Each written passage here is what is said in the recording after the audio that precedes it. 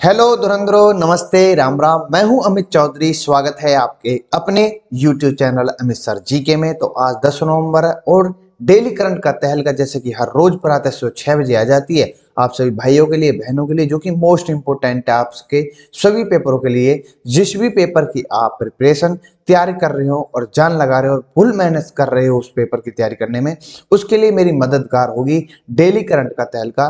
ठीक है, हर रोज मैं प्रातः तरीके से सुबह 10 से 12 क्वेश्चन लेकर आता हूँ, कंसेप्ट क्लियर करता हूँ, उसके पॉइंट बिल्कुल पॉइंट वाइज आपको समझाने की कोशिश कर रहा हूँ। ठीक है, मैं जिस भी पेपर की आप तैयारी कर रहे हो उसमें महत्वपूर्ण है आपको ये समझना कि डेली करंट का कितना महत्व है। डेली करंट में जो मेरी करंट अफेयर के अंदर जितने भी क्वेश्चन होते हैं उनका कितना महत्व पड़ता है और कितनी इंपॉर्टेंस रखते हैं वो क्वेश्चन आपके एग्जाम को लेकर के। ठीक है, तो कंसेप्ट क्लियर करते चलते हैं और पॉइंट वाइज शुरू करते हैं अपनी क्लास को, जो कि मोस्ट इंपोर्टेंट है। मैं जैसे भी बताता हूँ अपने भाइयों को, बहनों को, जो भी बच्चा एसएससी से सीटेट जो कि होने वाला है, बैंक से रिलेटेड, किसी भी डिफेंस से रिलेटेड तैयारी कर रहा है अपने, 101% भाई मेरे यहाँ से क्वेश्चन देखने को मिलेंगे। 101% डेली करंट का तैयारी, जो कि हिंदी और इंग्लिश में दोनों में प्रेजेंट होती है। तो शुरू करते हैं। सबसे पहले नवंबर के महत्वपूर्ण दिवसों की सूची। 1 नवंबर को मैंने बताया हुआ है विश्व सहकारी दिवस, 5 नवंबर को विश्व राष्ट्रीय ग्राफिक दिवस, ये 8 नवंबर कर लेना, और 9 नवंबर को विश्व सेवा दिवस होता है। मोस्ट इंपोर्टेंट सारे दिवस होते हैं। बीच बीच में मैंने आपको पूछा भी है कि विश्व राष्ट्रीय कैंसर दिवस कब मनाया जाता है, ये मुझे इन कमेंट मुझे बताना। तो आज का फर्स्ट क्वेश्चन अपने भाइयों के लिए मोस्ट इंपोर्टेंट है, नोट कर लेना। जस्टिस ऋतुराज अवस्थी को किस आयोग का अध्यक्ष नियुक्त किया गया? आपके सामने ये ऋतुराज साहब है। इंपोर्टेंट क्वेश्चन है। राष्ट्रीय मानवाधिकार आयोग, नीति आयोग, विधि आयोग या योजना आयोग? तो यहाँ पर जो राइट आंसर है विधि आयोग है। लॉ कमीशन के यहाँ पर अध्यक्ष या चेयरमैन बनाए गए हैं कौन? जस्टिस ऋतुराज अवस्थी जी। इनके बारे में थोड़ा पॉइंट में बता दूं कि केंद्र सरकार ने कर्नाटक के सेवानिवृत्त उच्च न्यायालय के मुख्य न्यायाधीश न्यायमूर्ति ऋतुराज अवस्थी को 22वें विधि आयोग का अध्यक्ष नियुक्त किया है। इंपोर्टेंट क्वेश्चन है, आपसे ये पूछ सकता है कौन से नंबर के विधि आयोग बने हैं। ठीक है मेरे भाई, चेयरमैन बने हैं। ठीक है, और 22वें विधि आयोग के लिए अन्य 5 सदस्यों के साथ नियुक्त किया गया है। वो 5 है जस्टिस केटी सकरण, प्रोफेसर आनंद पालीवाल, प्रोफेसर डीपी वर्मा और डॉक्टर रका आर्य, एम करुणानिधि। ये पांचों के पांचों इनके साथ सिलेक्ट किए गए हैं विधि आयोग, जो लॉ कमीशन होती है। इंपोर्टेंट क्वेश्चन है, निशान लगा लेना भाई। आज का फर्स्ट क्वेश्चन मोस्ट इंपोर्टेंट है। भारतीय विधि आयोग के बारे में बता दूं भाइयों को। भारतीय विधि आयोग सरकार द्वारा गठित एक गैर संवैधानिक निकाय। आपसे पूछ सकता है ऐसे क्वेश्चन। 1955 में पहली बार विधि आयोग का गठन किया गया था और अब तक 277 रिपोर्ट प्रस्तुत कर चुका है विधि आयोग, लॉ कमीशन। ठीक है, सुप्रीम कोर्ट के पूर्व जज जस्टिस BS चौहान की अध्यक्षता में 21वीं जो विधि आयोग के 31 अगस्त 2018 को समाप्त हुआ था, लेकिन 22वें आयोग को चुनने में 2 साल लगे, लॉकडाउन वजह से, कोरोना जो भी है।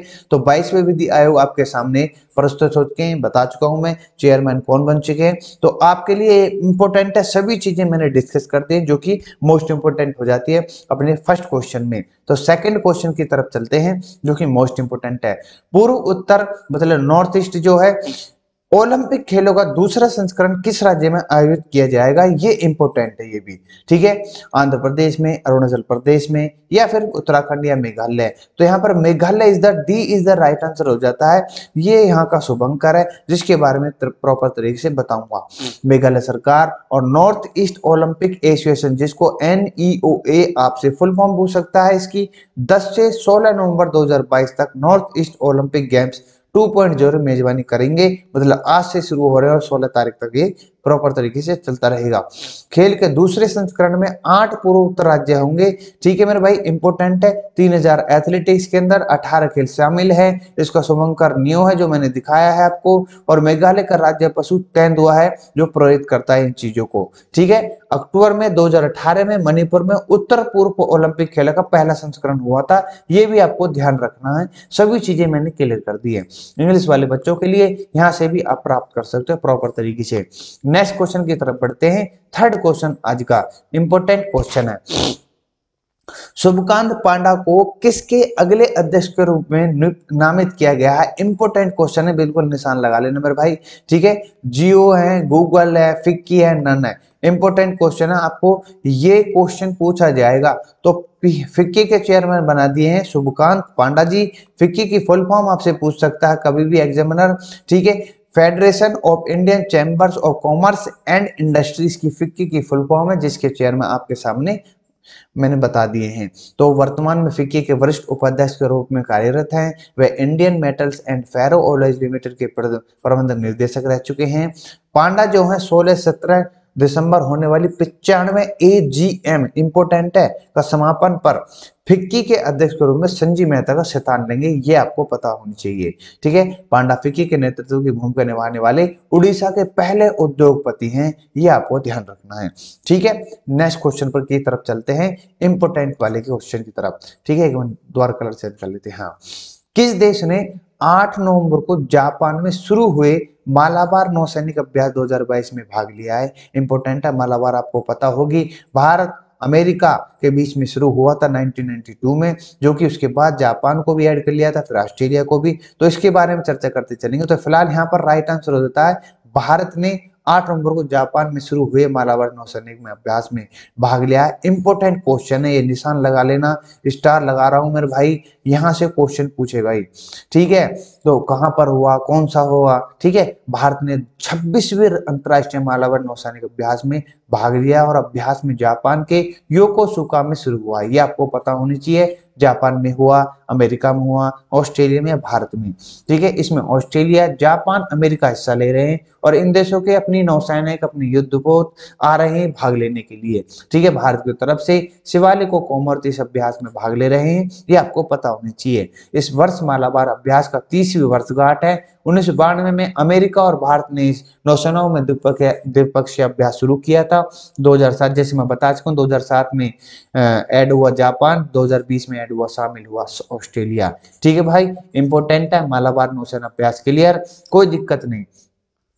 नेक्स्ट क्वेश्चन आपके सामने, भारतीय वैज्ञानिक डॉक्टर सुभाष बाबू, ये इंपॉर्टेंट क्वेश्चन है भाई, ठीक है। पहली बार है डॉक्टर सुभाष बाबू को 2022 के लिए बैली के एस्पोर्ट मेडल से सम्मानित किया गया है। यह जो अवार्ड है किस देश का पुरस्कार है या अवार्ड है या फिर मेडल है? तो ये मैं बता दूं आपको, अमेरिका का है, इंपॉर्टेंट है।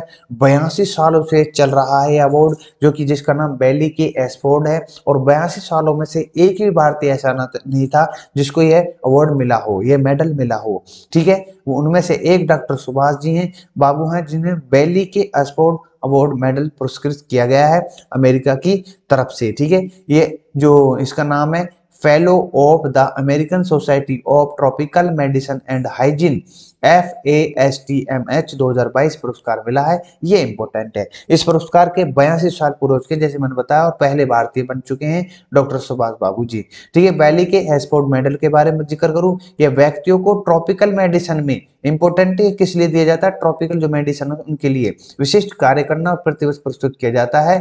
पहला बैली के एस्पोर्ट पदक 1941 में लॉर्ड ई रोजबूम को प्रदान किया गया था। इंपॉर्टेंट क्वेश्चन है। नेक्स्ट क्वेश्चन की तरफ बढ़ते हैं, ये भी आपके लिए इंपॉर्टेंट हो जाता है। भारत के G20 प्रेसिडेंसी के लिए लोगो, थीम और वेबसाइट का किस व्यक्ति द्वारा अनावरण किया? आपको पता होगा G20 के बारे में प्रॉपर तरीके विश्व अफेयर के अंतर्गत मैंने बता रखा है। G20 में कौन कौन से देश आते हैं, इस समय अध्यक्षता किसके हाथ में थी, और अगले साल अध्यक्षता जो होगी वो भारत के हाथ में होगी, जो कि इंडोनेशिया द्वारा दी जाएगी इसी नवंबर के महीने में। तो पीएम नरेंद्र मोदी जी इसका अनावरण कर रहे हैं। मैं बता दूं इसमें कि जो अपने जो भारत की तरफ से उन्होंने लोगों के रूप में जो लोगो है इस G20 का 7 पंखुड़े वाला कमल, और भारत के G20 प्रेसिडेंसी विषय के रूप में one earth, one family, one future launch किया।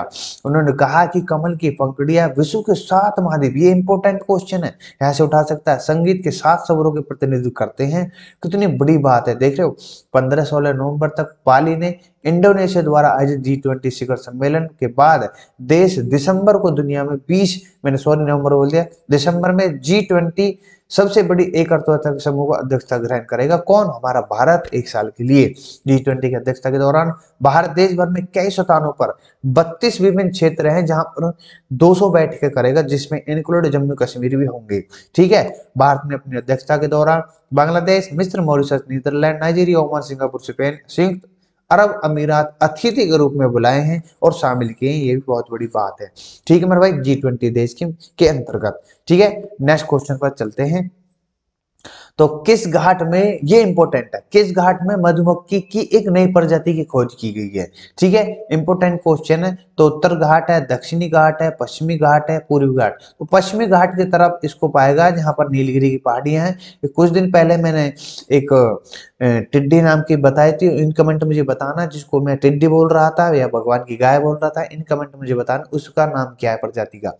ठीक है, तो नई प्रजाति जो है एपिस करिंजोंडियन रखा गया है और आम नाम भारतीय ब्लैक मधुमक्खी है। ठीक है, इसकी जो नई प्रजाति की खोज एंटोमन जर्नल प्रकाशित हुई है। 200 से अधिक वर्ष हो गए किसी भी मधुमक्खी की खोज प्रजाति खोजी नहीं गई है, 200 साल बाद खोजी गई है। ठीक है, कुल मिलाकर विश्व के अंदर जो मधुमक्खी की प्रजाति टोटल 11 है, 11वीं भी वो ही है जो आपके सामने है। ठीक है मेरा भाई, लिखा हुआ मैंने।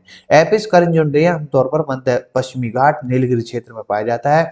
गोवा, कर्नाटक, केरल, तमिलनाडु के हिस्से कुछ शामिल है इसके अंतर्गत। ठीक है, जो मधुमक्खियां होती हैं जो शहद वाली होती है। ठीक है मेरे भाई, इंपोर्टेंट है, इसका साइंटिफिक नाम भी आपके लिए इंपोर्टेंट है। नेक्स्ट क्वेश्चन की तरफ बढ़ते हैं, ये इंपोर्टेंट क्वेश्चन है। और न्यायमूर्ति DY चंद्रचूड़ ने 9 नवंबर 2022 को भारत के नए मुख्य न्यायाधीश के रूप में शपथ ली। ठीक है, यह कौन से नंबर के मुख्य न्यायाधीश बने हैं? Important question.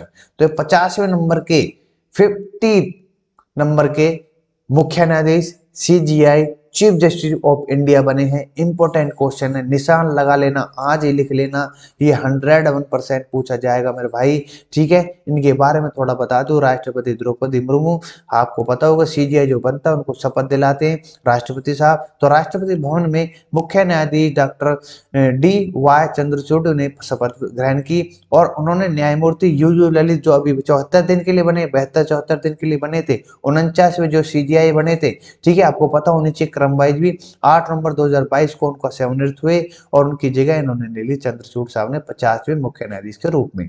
ठीक है, 10 नवंबर 2024 को, मतलब 2 साल बाद इनका कार्यकाल समाप्त हो जाएगा। और सबसे पहले जो न्यायाधीश थे CGI थे, HJ कानिया थे। इंपोर्टेंट है, इसकी फुल फॉर्म मुझे बताना, मतलब पूरा नाम बताना HJ कानिया का। 1950-51 तक वे मुख्य न्यायाधीश रहे भारत के, ये इंपोर्टेंट है। ठीक है, इस प्रकार से सभी चीजें आपके क्लियर, कंसेप्ट सब कुछ क्लियर करता चलता हूं हर क्वेश्चन के अंतर्गत।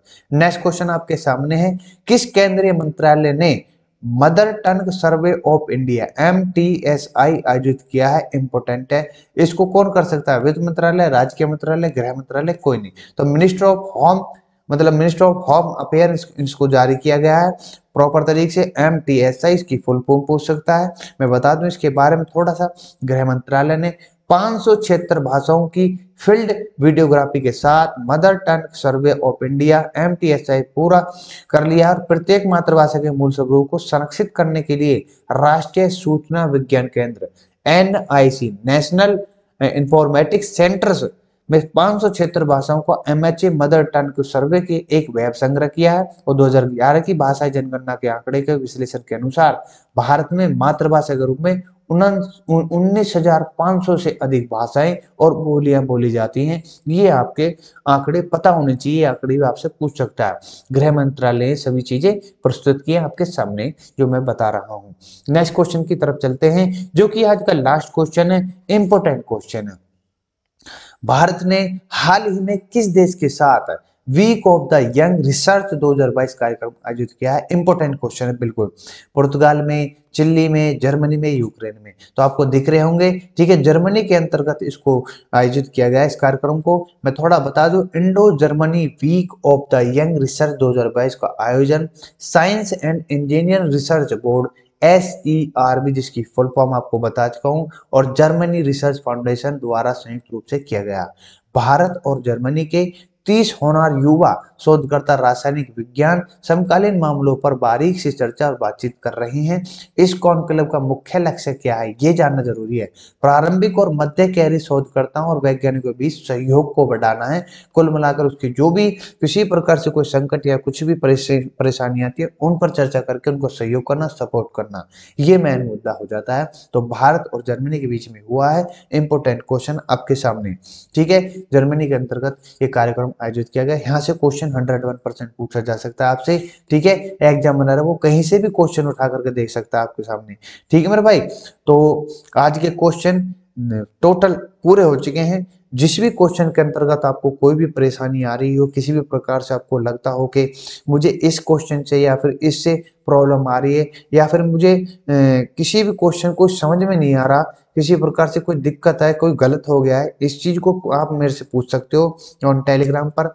तो आज की क्लास कैसे लगी, सेशन कैसा लगा, लाइक शेयर सब्सक्राइब कर देना, उससे मुझे पता लग जाता है, मोटिवेट बढ़ता है कुल मिलाकर के, ठीक है। और अधिक से अधिक मात्रा में प्रोसेस करता हूँ, अपने ऊपर रिसर्च करता हूँ, और अधिक से अधिक ज्यादा एनालिसिस करने की कोशिश करता हूँ, ठीक है। डीपली वाइज समझाने की कोशिश करता हूँ हर चीज को, ठीक है। तो विदा लूंगा, नमस्ते, राम राम, जय हिंद, जय भारत। मिलते हैं नेक्स्ट क्लास में।